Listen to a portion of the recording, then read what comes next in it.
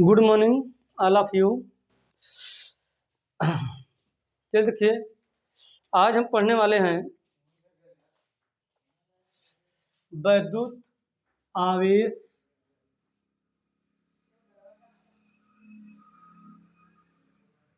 तथा क्षेत्र। वैद्युत आवेश तथा क्षेत्र हमने इंट्रोडक्शन पूरी तरह से दे दिया था और हम स्टार्ट करेंगे आपका चैप्टर्स नंबर 1 वैद्युत आवेश तथा क्षेत्र। जो पहला है वैद्युत आवेश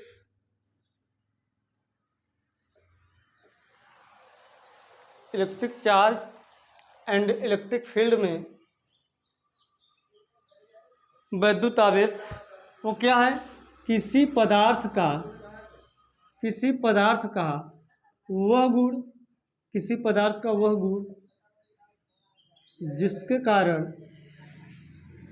जिसके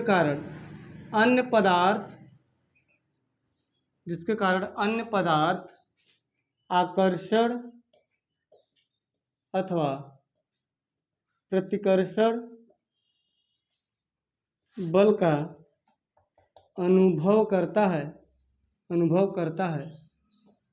वैद्युत आवेश कहलाता है। ये तो आपका डिफिनीशन रहा, ठीक है। किसी पदार्थ का वह गुण जिसके कारण अन्य पदार्थ आकर्षण अथवा प्रतिकर्षण बल का अनुभव करता है वैद्युत आवेश कहलाता है। चलिए इसको हम डिटेल में डिस्कस करते हैं। देखिए, वैद्युत आवेश के विषय में मैंने आपको इंट्रोडक्शन में बता दिया था कि वैद्युत आवेश हमने डायरेक्ट इसलिए स्टार्ट कर दिया क्योंकि इंट्रोडक्शन में हमने वैद्युत आवेश के विषय में बता दिया था, पदार्थ के विषय में बता दिया था कि पदार्थ के मूलतः दो गुण होते हैं, एक होता है द्रव्यमान, एक होता है आवेश। तो द्रव्यमान को तो हमें पढ़ना नहीं है, द्रव्यमान की सारी बातें आप 11 में देख लिए हैं। हमें केवल आवेश देखना है। आवेश जो है पदार्थ का दूसरा मूलभूत गुण है ना, तो आवेश का जो मूलभूत दूसरा गुण है वो वैद्युत आवेश है।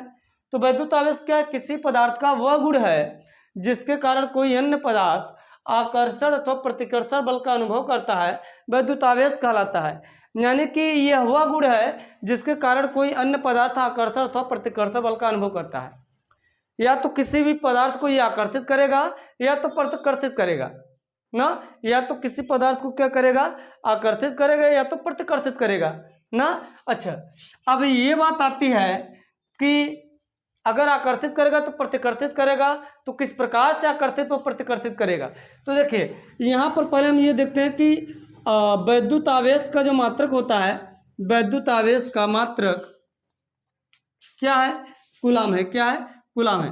तो कूलाम के नियम के कूलाम ने इस बात को बताया था, इसलिए वैद्युत आवेश का मात्रक कूलाम ही लिखा जाता है ना। वैद्युत आवेश का मात्रक क्या होता है?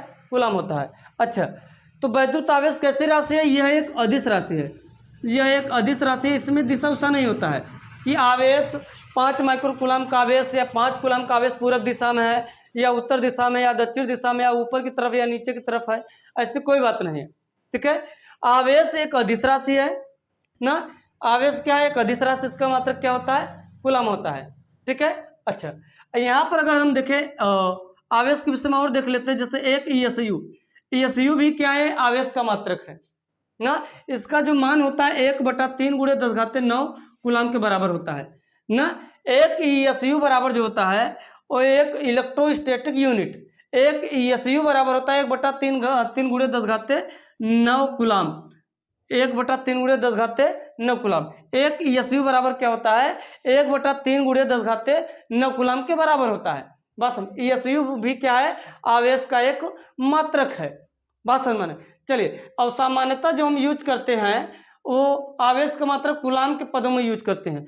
सामान्यतः आवेश का जो मात्रक हम यूज करते हैं कूलाम के पदों में यूज करते हैं, ठीक है। आवेश कैसी राशि है? अदिश राशि है। एक ESU बराबर क्या होता है? 1/3 × 10⁹ कूलाम। एक ESU बराबर क्या होता है? 1/3 × 10⁹ कूलाम। हम आगे पढ़ते रहेंगे, आवेश के विषय में बहुत सारी चीजें सीखते रहेंगे।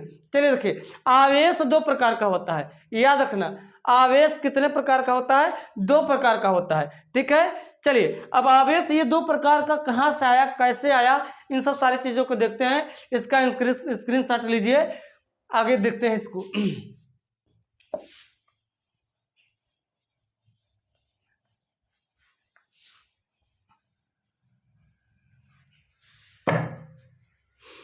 चलिए आवेश के प्रकार, टाइप्स ऑफ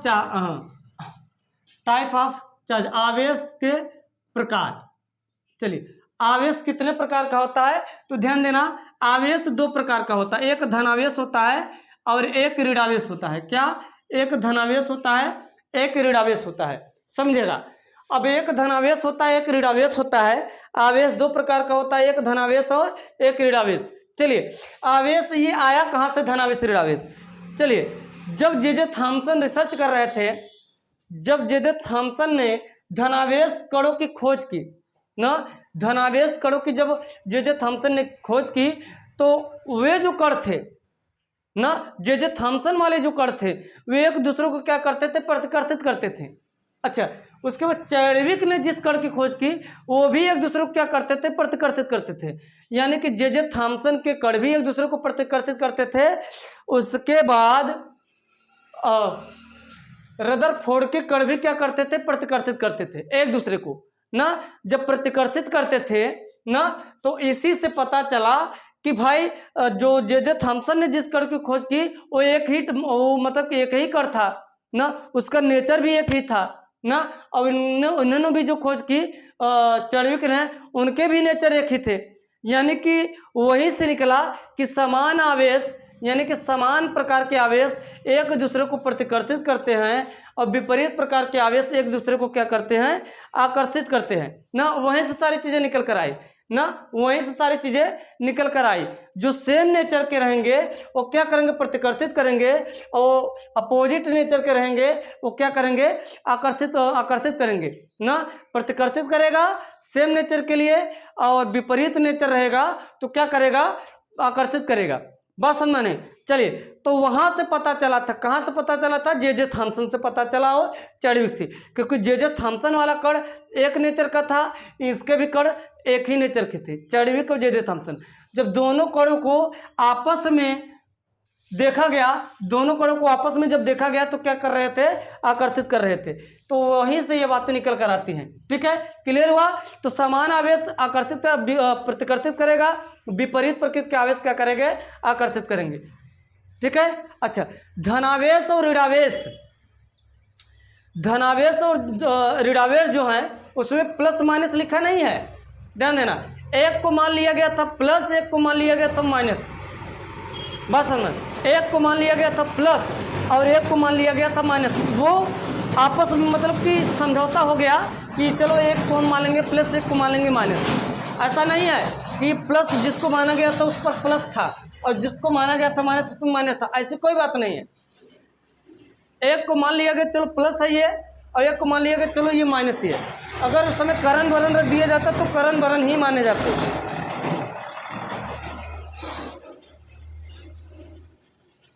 ठीक है, एक को प्लस मान लिया गया था और एक को माइनस मान लिया गया। अब जब माना गया तो यहाँ पर देखा गया कि चलो भाई प्लस प्लस पर रिपल्सन करेगा और माइनस माइनस अपन में रिपल्सन करेगा। ऐसा नहीं था कि इस पर प्लस ही था इस पर माइनस ही था, नहीं, उसको मान लिया गया कि चलो जे थॉमसन वाले कण को हम धनावेश मान लेंगे और चैडविक वाले कण को हम ऋणावेश मान लेंगे ना। इतनी बातें क्लियर हुई? चलिए अब ये बात आती है कि आवेशन की विधियां क्या आती है? आवेशन की विधियां, आवेशन की विधियां। इतनी चीजें क्लियर हो गई? जहां दिक्कत करेगा कमेंट करिएगा कि यहां पर दिक्कत हो रही है। ठीक है, आवेशन की विधियां। तो आवेशन की विधियां जो है ये 3 प्रकार की हैं, ध्यान देना। आवेशन की जो विधियां हैं ये 3 प्रकार की हैं। पहली विधि क्या है? घर्षण विधि द्वारा आवेशन, याद रखना, घर्षण विधि द्वारा आवेशन। ठीक है, घर्षण विधि द्वारा। दूसरा प्रेरण विधि द्वारा आवेशन, क्या है? प्रेरण विधि द्वारा आवेशन है। ठीक है, तीसरा सुनते जाइएगा, तीसरा क्या है? चालन विधि द्वारा आवेशन है। चालन विधि द्वारा आवेशन क्या है? चालन विधि द्वारा आवेशन है। ठीक है, तो ये आवेशन की 3 विधियां हैं।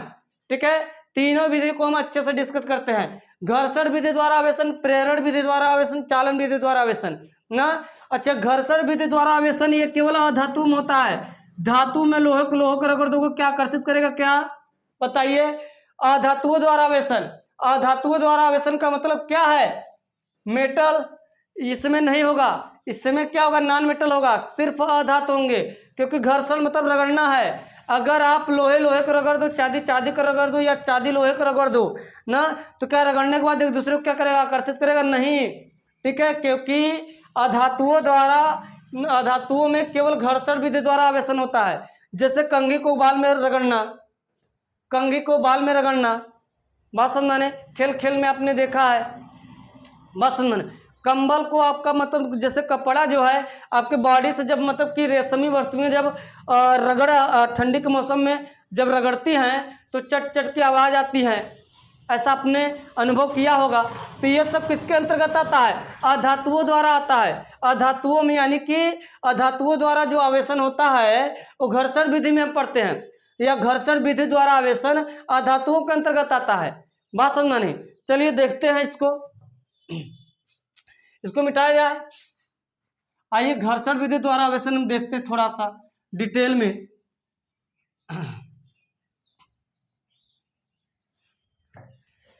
चलिए, क्या घर्षण विधि द्वारा आवेशन, घर्षण विधि द्वारा आवेशन इसको हम पढ़ते हैं कहाँ पर?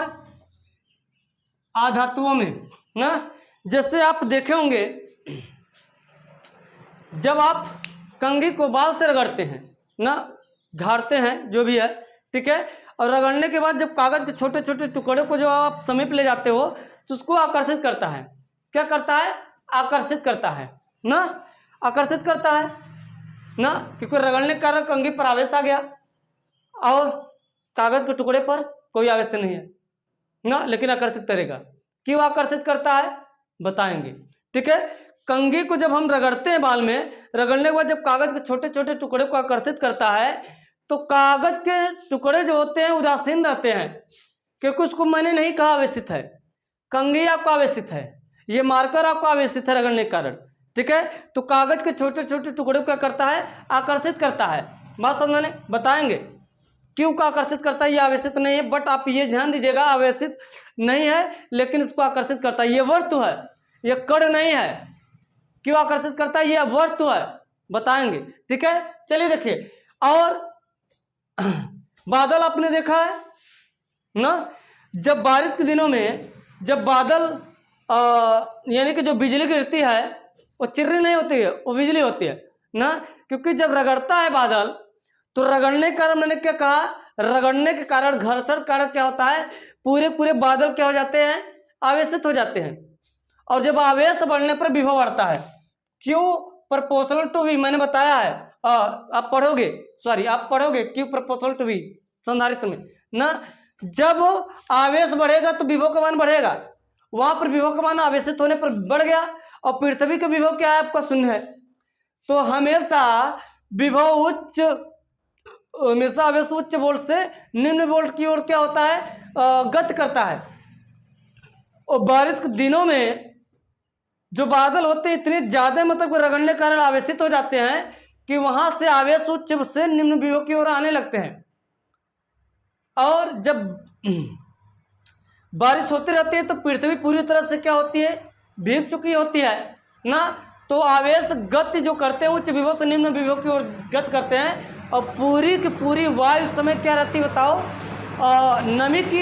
नमी की उपलब्ध में आवेश का जो संपर्क होता है पृथ्वी से हो चुका होता है ना, और इसीलिए उच्च वोल्ट से निम्न विभव की ओर जब जाता है तो विभवांतर वो बन जाता है। क्या बन जाता है? विभवांतर उत्पन्न हो जाता है, और विभवांतर उत्पन्न होने की स्थिति में धारा उत्पन्न होती है। याद रखना, विभव के कारण करंट का प्रवाह नहीं होता है, विभवांतर के कारण करंट का प्रभाव होता है ना। पढ़ोगे, विभवांतर के कारण करंट का प्रभाव होता है, विभव के कारण नहीं होता है। ध्यान से सुनो, करंट का जो प्रभाव होता है विभव के कारण नहीं, विभवांतर के कारण होता है, पोटेंशियल के कारण नहीं, पोटेंशियल डिफरेंस के कारण होता है।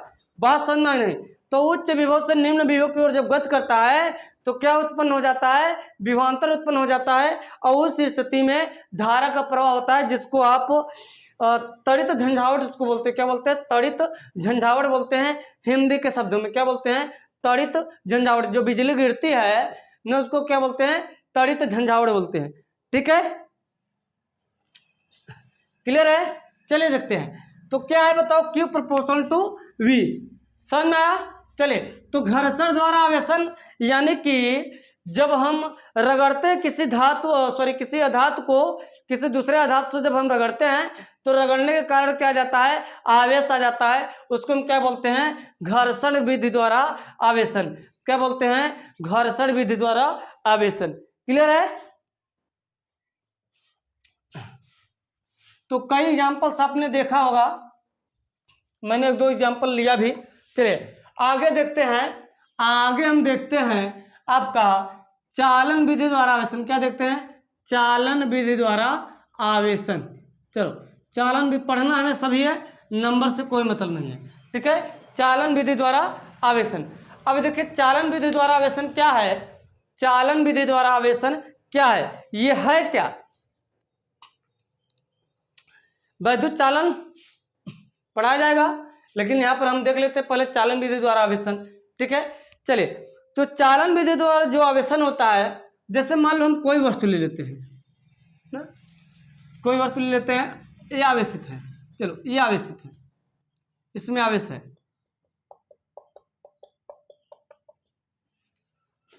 यहां पर हमने ले लिया, इस पर आवेश नहीं है ना, इस पर आवेश नहीं, इस पर आवेश है। ठीक है, इस पर आवेश है। अब देखिएगा, इसको हम पतले तार द्वारा क्या कर देते हैं? कनेक्ट कर देते हैं। इसको हम पतले तार द्वारा क्या कर देते हैं? कनेक्ट कर देते हैं ना। इस पर आवेश है, इस पर आवेश शून्य है। तो अब देखिए, इस पर आवेश है, इस पर आवेश शून्य है। एक में से दूसरे में आवेश जाएगा ना, जिसका विभव अधिक होगा उसमें से आवेश दूसरे में जाएगा ना, क्योंकि मैंने बताया आवेश हमेशा उच्च विभव से निम्न विभव की ओर जाता है। आवेश हमेशा उच्च विभव से निम्न विभव की ओर जाता है, याद रखिएगा। आवेश हमेशा उच्च विभव से निम्न विभव की ओर जाता है। तो इस समय से इसमें आवेश क्या करेगा? जाएगा ना। अब कब तक जाएगा? जब तक दोनों का पोटेंशियल सेम नहीं हो जाएगा। जब तक दोनों का विभव सेम नहीं हो जाता, तब तक आवेश गत करेगा। अब ये है कि विभव सेम होने का इसका क्या रहस्य है ना। क्या विभव सेम नहीं होगा तो क्या आवेश मतलब सेम होने के बाद आवेश नहीं जाएगा? तो जी हाँ, विभव सेम होने के बाद आवेश नहीं जाएगा। विभव सेम होने के बाद आवेश नहीं जाएगा ना। आखिर ऐसा क्या है? तो चलिए देखते हैं, थोड़ा सा हम एग्जांपल यहाँ पर बताते हैं आपको। जैसे मान लो इसमें पानी भरा है ना, क्या भरा है? पानी ना, और इसमें भी क्या है? पानी भरा है। और मैंने यहाँ पर पाइप लगा दिया। ठीक है, यहाँ पर मैंने पाइप लगा दिया। ठीक है, पाइप लगा दिया। बताइए पानी किसमें से किसमें जाएगा? तो आपका जवाब होगा सर, यहाँ पर देखिए, ये हाई, इसकी ऊंचाई ज़्यादा है, इसकी ऊंचाई कम है ना। लेवल में अगर देखा जाए, पानी की मैं बात करूं तो पानी का लेवल एक ऊपर एक नीचे है, तो इसमें से पानी इसमें जाएगा। कब तक जाएगा? कब तक जाएगा? जब तक दोनों का लेवल क्या नहीं हो जाएगा? सेम नहीं हो जाएगा ना। पानी तब तक जाएगा ना, लेवल भले ही इसमें पानी ज्यादा हो इसमें कम हो, लेकिन एक में से पानी दूसरे में तब तक जाएगा जब तक दोनों का लेवल सेम नहीं हो जाएगा। लेवल सेम होने के बाद पानी एक दूसरे में जाना बंद हो जाएगा। पानी एक दूसरे में जाना बंद हो जाएगा ना, यानी कि लेवल जब तक नहीं सेम हो जाएगा तब तक पानी जाएगा। उसी प्रकार यहाँ पर लेवल का काम विभव करेगा। यहाँ पर लेवल का काम कौन करेगा? विभव काम करेगा। यानी कि एक में से दूसरे में आवेश तब तक जाएगा जब तक दोनों का पोटेंशियल सेम नहीं हो जाता। जब तक दोनों का पोटेंशियल सेम नहीं हो जाता तब तक एक से दूसरे में जाता रहेगा ना। तब तक एक से दूसरे में पानी क्या आवेश क्या होगा? जाता रहेगा। यानी कि विभव जब सेम हो जाएगा तब आवेश का आदान प्रदान बंद हो जाएगा। अभी हम मान लेते हैं इसका विभव क्या है, अभी तक हम मान लेते हैं इसका विभव, यहाँ पर थोड़ा सा मिस्टेक हो गया, इसका विभव क्या है? शून्य है, तो आवेश भी क्या होगा? शून्य होगा। इसका विभव मान लेते हैं V1 है, इसका विभव क्या हो गया? V2 है। आवेश कब तक जाएगा? जब तक दोनों का विभव सेम नहीं हो जाएगा। क्लियर है? आवेश तब तक जाएगा जब तक दोनों का विभव क्या नहीं हो जाएगा? सेम नहीं हो जाएगा। बराबर, जब तक दोनों का विभव क्या नहीं हो जाएगा? सेम नहीं हो जाता। ठीक है,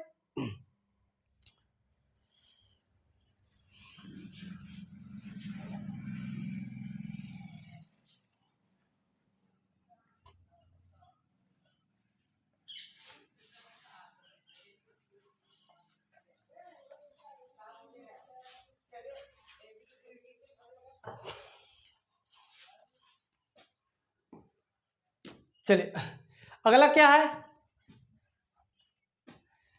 प्रेरण विधि द्वारा आवेशन। क्या है, प्रेरण विधि द्वारा आवेशन। क्या है, प्रेरण विधि द्वारा आवेशन। क्या है, प्रेरण विधि द्वारा आवेशन ना। तो प्रेरण विधि द्वारा आवेशन क्या है, प्रेरण विधि द्वारा आवेशन क्या है ना। चलिए अब देखते हैं, जैसे मान लो उसी प्रकार हम ले लेते हैं, जैसे ये क्या है हमारा आवेशित है ना, ये आवेशित है, इस पर आवेश क्या है बताओ, शून्य है। लेकिन इसका मतलब ये नहीं कि इस पर धनावेश और ऋणावेश नहीं है, ये आवेशित है, इस पर आवेश शून्य है। इसका मतलब ये नहीं है कि इस पर धनावेश और ऋणावेश नहीं है, दोनों है, लेकिन क्या है बराबर, दोनों सेम है। अगर +5 होगा तो -5 भी होगा, मतलब +5 प्रोटॉन तो 5 इलेक्ट्रॉन, मतलब +5 -5 कट जाएगा, क्या हो जाएगा, शून्य हो जाएगा ना। इसका मतलब ये नहीं कि इस पर आवेश नहीं है, लेकिन आवेश है। ठीक है, अब हम क्या करेंगे बताइए,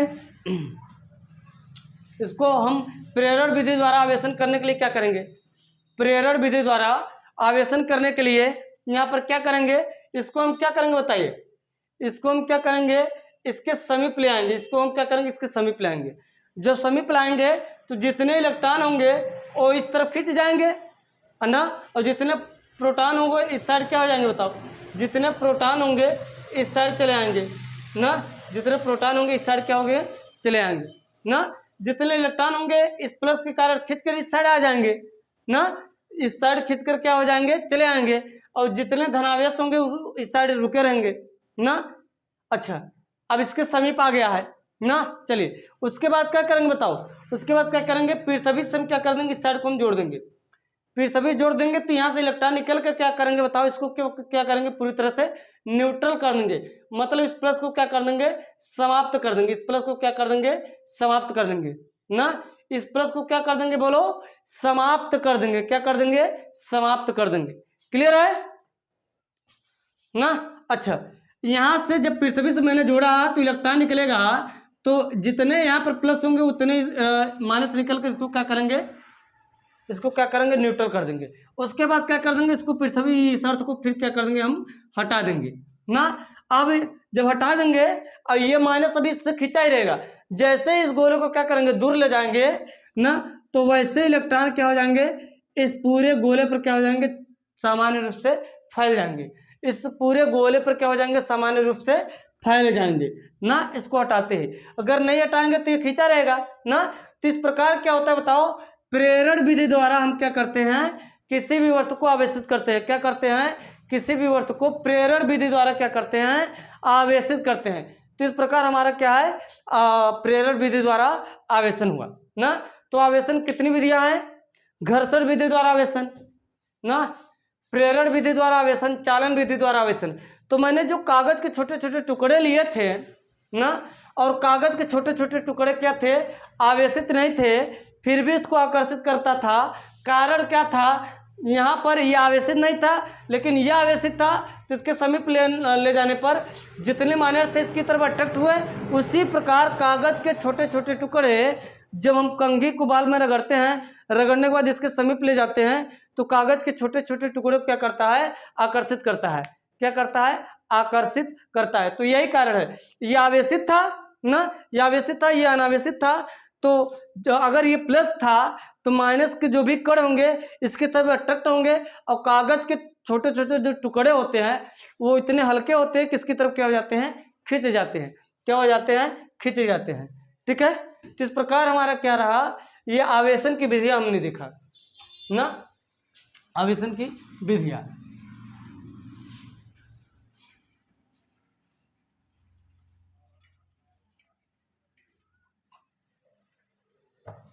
चलिए चलिए अब ध्यान देना, आवेशन के लिए उत्तरदायी कौन होता है, ध्यान देना, आवेशन के लिए उत्तरदायी कौन होता है, याद रखना, आवेशन के लिए उत्तरदायी जो होता है इलेक्ट्रॉन होता है। कौन होता है, इलेक्ट्रॉन होता है।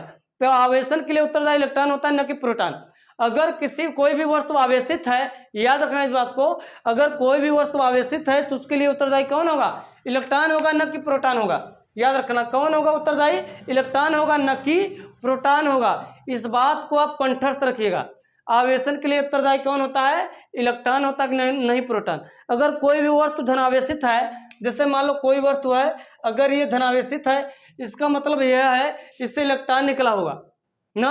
इसका मतलब क्या है, इससे इलेक्ट्रॉन निकला होगा ना। जैसे मान लो सोडियम है, कोई परमाणु मान लो सोडियम है, ठीक है। सोडियम में कितने इलेक्ट्रॉन होंगे, जितना परमाणु क्रमांकों की संख्या ही इलेक्ट्रॉन की संख्या होती है ना।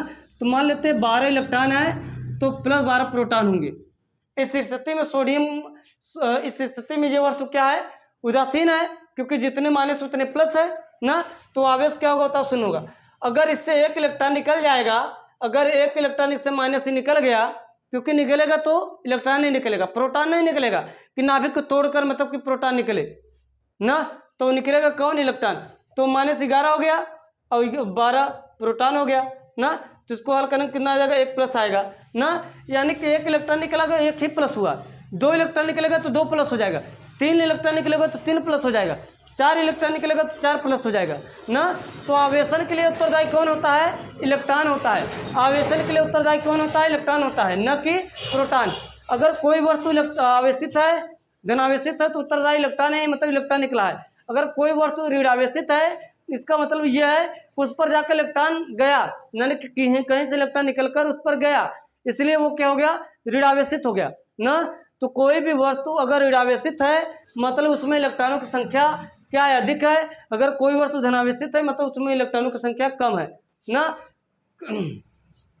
क्योंकि निकलेगा तो इलेक्ट्रॉन ही, जाएगा तो इलेक्ट्रॉन ही ना। तो उत्तरदायी कौन होता है, इलेक्ट्रॉन होता है। चलिए, तो उत्तरदायी कौन होता है, इलेक्ट्रॉन होता है। और एक इलेक्ट्रॉन का जो आवेश होता है ना, एक इलेक्ट्रॉन का जो आवेश होता है ना, याद रखना, एक इलेक्ट्रॉन का जो आवेश होता है 1.6 × 10⁻⁻19 कूलम होता है। याद रखना, एक इलेक्ट्रॉन का जो आवेश होता है वो 1.6 × 10⁻19 कूलम होता है, एक इलेक्ट्रॉन का चार्ज ना। इससे कम नहीं हो सकता और एक इलेक्ट्रॉन पर आवेश इससे अधिक भी नहीं हो सकता। उत्तरदायी एक इलेक्ट्रॉन की मैं बात कर रहा हूँ, केवल एक इलेक्ट्रॉन की मैं बात कर रहा हूँ ना। एक इलेक्ट्रॉन से छोटा कोई वस्तु हो नहीं सकती ना, क्योंकि एक इलेक्ट्रॉन पर जो आवेश होता है 1.6 × 10⁻⁻19 कूलम ना, इससे छोटा नहीं हो सकता ना। और जब इससे छोटा नहीं हो सकता तो आवेश भी इससे छोटा नहीं हो सकता ना। अच्छा, लेकिन इलेक्ट्रॉनों को तोड़ा गया है, क्या, इलेक्ट्रॉनों को तोड़ा गया। इलेक्ट्रॉन को जब तोड़ा गया तो इलेक्ट्रॉन जब टूटा तो डाउन क्वार्क में टूटा। ध्यान देना, मैं इसको थोड़ा सा एक्सप्लेन कर देता हूँ, आपको जानकारी रहे।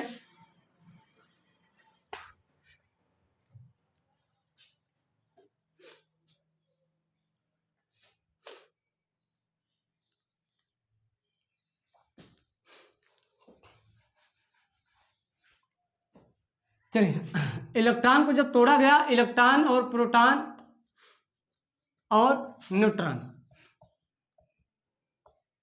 ना, इलेक्ट्रॉन, प्रोटॉन और न्यूट्रॉन